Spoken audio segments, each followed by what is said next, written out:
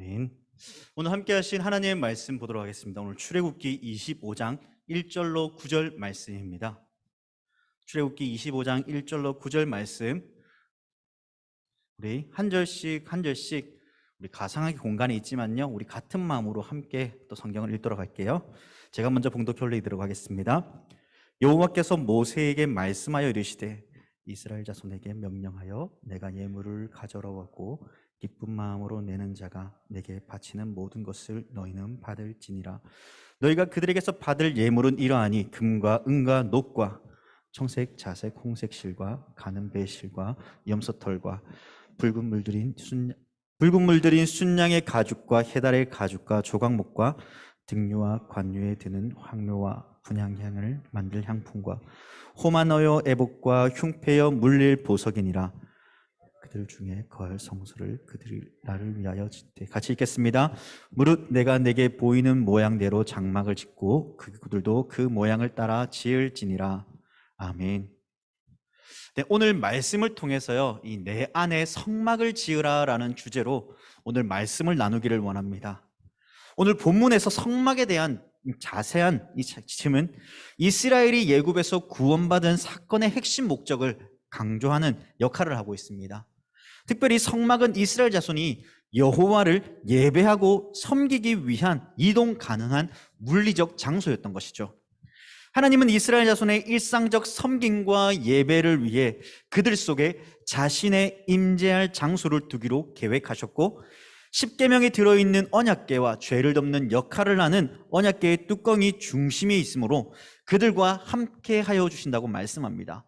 이 성막은 물리적으로 움직이는 장소이지만은 이스라엘이 어디를 가든지 하나님께서 그곳에 함께 하시고 그들의 섬김과 예배를 통해 하나님께서는 그들과 교제하여 주신다는 것을 오늘 말씀을 통해 우리에게 보여주고 있습니다. 여러분, 출애굽기 25장의 말씀은요, 이 과거에 있었던 말씀이긴 하지만은 오늘을 살아가는 우리에게도 동일하게 적용되어지고 있습니다. 저와 여러분 모두는요, 움직이는 하나님의 교회입니다. 우리의 몸은 하나님의 성전으로서 어디에 있든지 하나님을 예배하며 찬양하고 교제하는 은혜가 예수님을 통해 주어졌죠. 하지만 우리의 연약함은 우리 안에 성전을 바르게 세우지 못하고 뿐만 아니라 바른 교제와 만남, 그리고 예배에 대한 무너져가고 있는 그 모습들을 오늘을 살아가는 우리를 통해 보여주고 있습니다. 그러므로 우리는 이 출애굽기 25장 말씀을 통해 내 안에 거룩한 성막을 바르게 세워서 하나님과의 끊임없는 교제와 예배를 드리며 하나님과의 친밀한 교제가 끊어지지 않는 이 예배의 삶으로 나아가는 우리 고등부 친구들이 되기를 주님의 이름으로 간절히 소망합니다. 할렐루야, 아멘. 그러면은 이 내 안에 거룩한 성막을 세우기 위해 저와 여러분들은 어떠한 자세와 삶을 살아가야 될까요? 그것을 오늘 본문 2절은 이렇게 말씀하고 있습니다.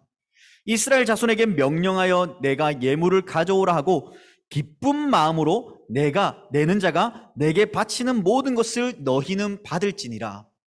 여기서의 핵심은요, 바로 기쁨입니다. 거룩한 성막을 세우기 위해서는 어쩔 수 없이 해야 하는 그러한 마음가짐이 아니라 기쁨으로 나의 것을 드려야 한다는 것이죠. 사실 이러한 말을 들으면 살짝 마음이 아픕니다. 왜입니까? 하나님, 지금 제 현재의 삶 하나님 잘 아시잖아요. 이전보다 더 나아진 것도 없고 더 힘들고 어렵습니다.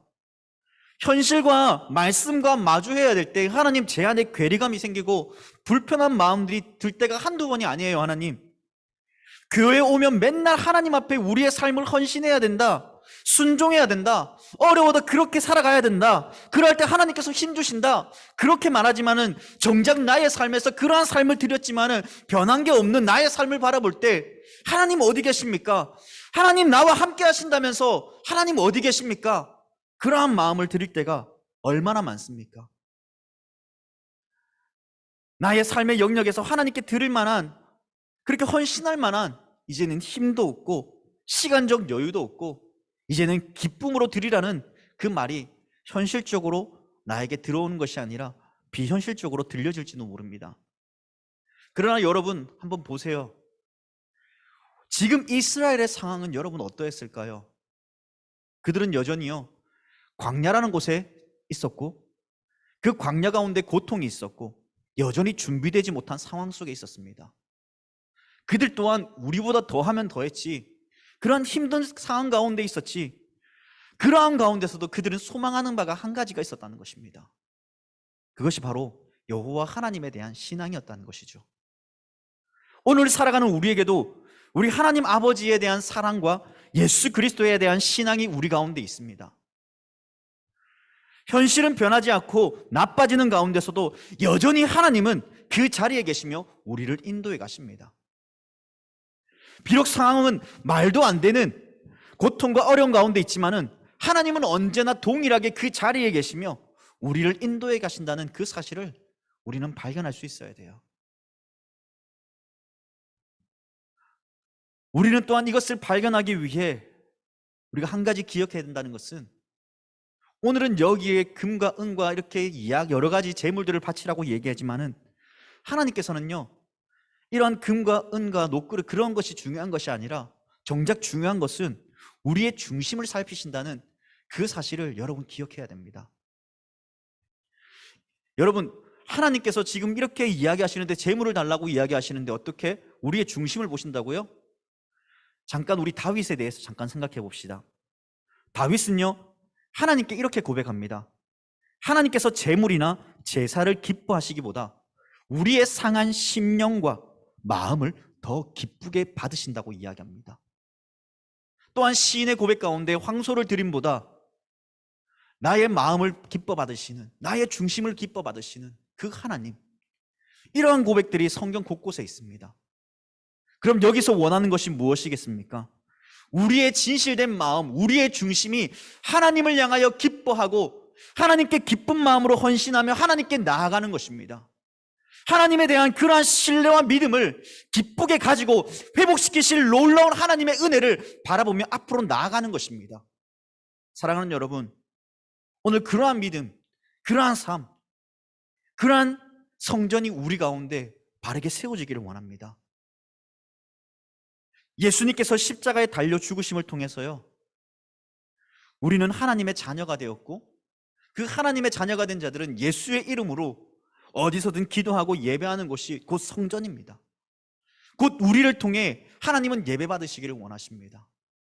우리의 삶의 처소에서, 우리의 삶의 자리에서 하나님께 기쁜 마음으로 하나님을 예배하고 찬양하는 그러한 신앙의 삶이 다시금 회복되어지기를 원합니다. 할렐루야.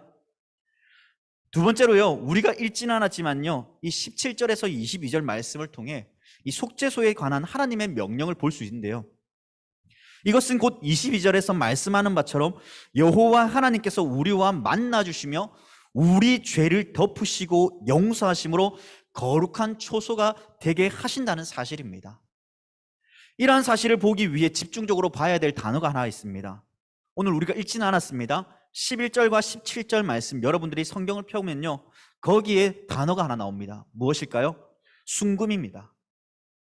여러분, 순금이라는 말은요, 이 불순물이 제거되어진 99.9%의 금을 우리는 순금이라고 이야기합니다. 거룩하신 하나님께서는 말 그대로 거룩하시기 때문에 순금으로 그러한 것들을 제작하고 제단하면서 하나님 앞에 나아가야 된다는 것이죠. 또한 그러한 순금은요, 결국 우리로 하여금 그들의 죄를 거룩하신 하나님께서 덮어주시겠다는 그 속죄소의 의미를 우리는 바라보게 됩니다. 죄 많은 우리를 위해 십자가에 달려 죽으셨고, 그 죽으심으로 깨어진 하나님과의 관계를 회복시키신 예수님, 그 하나님께서 그 예수님을 통해 우리로 참된 교회가 되게 하셨죠. 우리는 교회로서 하나님을 만나기 위해 애써야 됩니다. 오늘 여기서 나오는 이 속죄소는 무엇이냐면요, 이 속죄소의 뚜껑을 덮는 그 모습을 볼 때 여러분들이 나중에 우리가 읽지는 않았지만은 25장 전체의 말씀을 한번 읽어보세요. 거기에 뚜껑을 덮음을 통하여서요, 우리의 죄가를 덮는다는 의미입니다.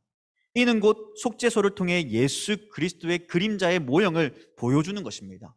죄 많은 우리들을 향해 우리가 죄가 있음에도 불구하고 하나님께서는 그 모든 죄가를 덮으시며 우리를 용서하시고 사랑하신다는 것입니다. 이러한 구원의 은혜와 기쁨을 우리에게 허락해 주셨습니다. 사랑하는 여러분, 이 구원의 은혜와 기쁨이 얼마나 우리에게 큽니까? 이 받은 은혜들을 우리는 하나님의 자녀로서 누리며 그 기쁨을 회복해야 됩니다. 또한 우리는 교회로서 거룩함에 대한 몸부림과 예씀을 통하여서 하나님께서 우리와 만나주시며 과거 이스라엘에게 율법을 주시고 명령을 내리시며 왕으로서 백성들을 통치하시고 인도하셨던 것처럼 오늘을 살아가는 우리 모두에게도 동일한 은혜로 찾아와 주실 것입니다. 이러한 길로 나아가기 위한 몸부림이 필요합니다. 그것이 무엇이냐면요, 16절의 말씀처럼 이 십계명이 새겨진 증거판을 궤 속에 두는 것입니다. 다시 말하면 하나님의 말씀이 우리 마음에 있어야 됩니다. 말씀이 우리 안에 있을 때 우리는 좌로나 우로나 치우치지 아니하고 하나님의 거룩한 교회로서 바른 진리를 가지고 살아갈 수 있습니다. 왜입니까? 그 말씀이 나로 하여금 어디로 가야 될지 그러한 바른 방향과 길을 안내해 주기 때문이죠. 말씀을 정리하겠습니다. 사랑하는 고등부 친구 여러분, 오늘은 출애굽기 25장 성막에 대한 말씀을 통해 우리는 거룩한 교회로서 바른 기준이 무엇인가를 알려주고 있습니다. 우리는 교회로서 하나님께 기쁜 마음으로 나와 예배하며 영광 돌리는 삶을 살아야 됩니다. 다시 말해 우리가 교회이기 때문에 내가 속해 있는 그 처소에서 나의 삶의 현장에서 하나님을 예배하며 기도하며 찬양하는 그 삶이 우리 가운데 회복되어져야 된다는 것이죠. 그러한 회복 가운데 하나님께서는 억지로나 할 수 없어서 그냥 헌신하는 영광이나 기쁨이 아니라 나에게 베풀어 주신 그 구원의 은혜와 그 기쁨을 함께 기뻐하며 하나님께 영광 돌리는 그러한 걸어다니는 교회가 되어야 됩니다. 억지로가 아닙니다. 남들에 의해서, 부모님에 의해서 교회 열심히 나가라, 예배드려라 이러한 삶이 아니라 우리 삶 스스로가 하나님 앞에 기쁜 마음으로 나올 때 이 예배의 제사는 하나님께서 기뻐 받아주신다는 것이죠.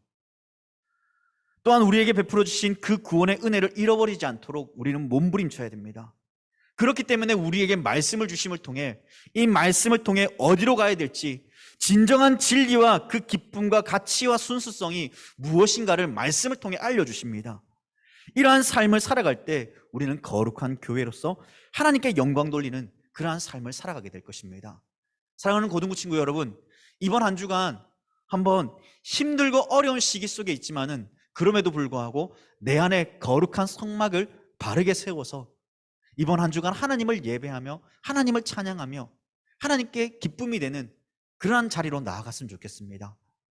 일주일에 정말 우리가 최소한 한두 번만이라도 하나님의 말씀과 가까이 하고 한두 번만이라도 기도하고 한두 번만이라도 남들을 위해서 또 기도하는 그러한 실천적인 삶을 통해서요, 이번 한 주간 정말 무너져가는 이러한 시대 속에 나의 신앙이 무너져가는 이러한 때에 다시금 일어나고 회복하는, 그리고 하나님의 참된 위로와 그 평안이 여러분들의 삶 가운데 가득하기를 주님의 이름으로 간절히 소망합니다. 함께 기도하겠습니다.